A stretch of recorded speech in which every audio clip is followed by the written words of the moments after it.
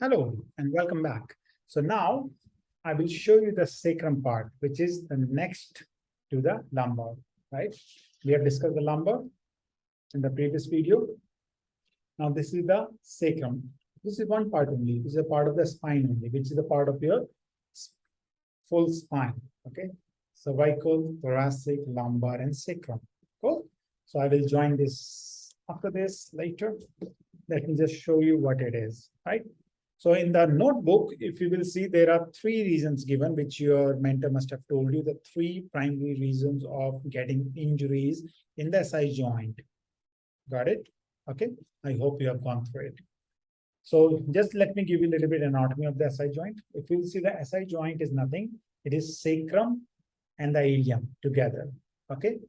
So we have three bones, major bones of the pelvic. We call them ilium, ischium, and pubic.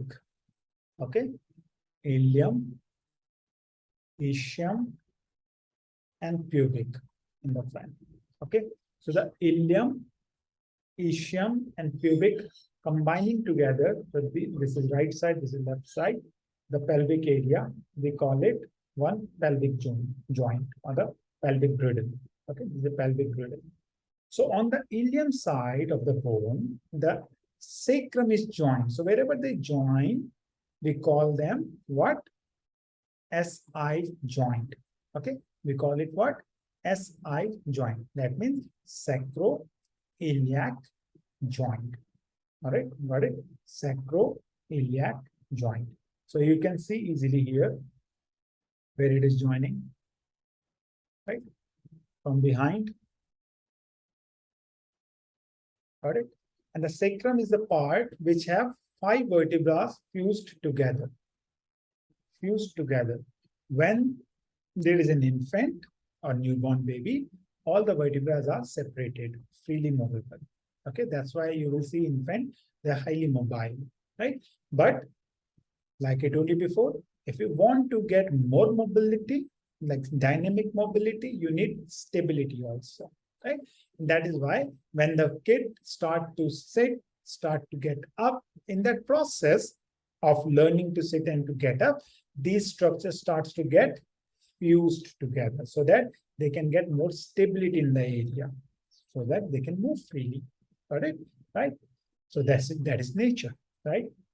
So they are fused together, and then wherever they are joining, it is called SI joint, sacroiliac joint. All right. Now, 3 areas, 3 points as mentioned in your notebook, the manual. 3 points how people get injuries in yoga are already mentioned. Please go through it. I will just give you a little bit of anatomy of it so that you can understand that how the structure can, define your range of motion in yoga or in any other athletic activities. So if I will just show you, like it is mentioned in your notebook also, the structure of male pelvic and female pelvic. So what is the difference? This is a male pelvic. Male pelvic is little narrower in shape. Okay. Female pelvic is little broader in shape. Okay. It is broader, right? It is narrow, that is broader. And that is how you will see the bone, the femur bone, the ball, which is joined here. If the pelvic is broader, the bone will also go from there. And that's how in females you see that Q angle. That means knees are almost coming together, right? That I will discuss in the knee joint. All right.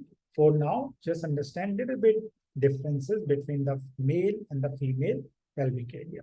So male pelvic is narrower in shape, female pelvic is broader in shape. Male pelvic have more connections here, right? 3 connections, I would say, here with sacrum. Okay. Female pelvic, because it is broader in shape, it does not have 3 connections, rather 2. Lesser connection means less stability. Less stability means more mobility. Is it good? Maybe, maybe not, right? Lesser mobility means more mobility means higher chances of injuries at the same time. Okay, just like any other joint, if you have higher mobility in the pelvic area also, in the sacrum area, because this joint, this area is designed for what purpose? It is completely attached with thick ligaments. It is designed for what purpose? Stability, not for mobility. Okay. Okay, got it? Because if it will become too much mobile, then you know what will happen? Friction, friction, friction. Too much of friction will create what? Too much of damage in the joint.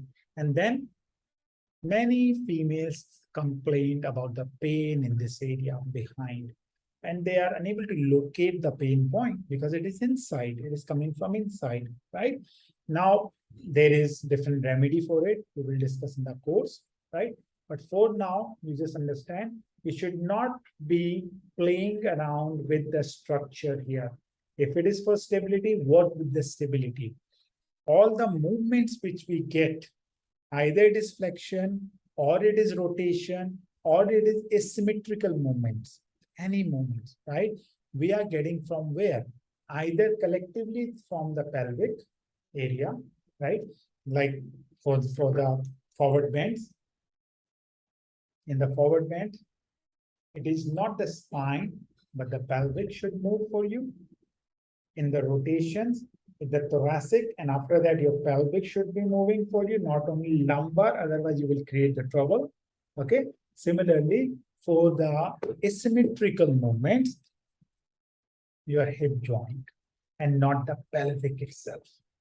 Got it? Your hip joint should move here and there. It is not the pelvic which should move here and there. Move your hip joint more.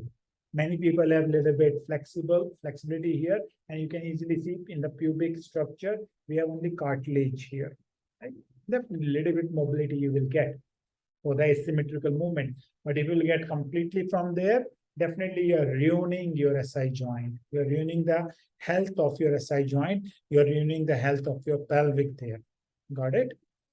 So what do you need to do? You need to work on the hip joint area, which we will discuss in our next topic. Until then, enjoy this topic and practice it with your mentor in the course. See you next time for the hip joint. Bye-bye.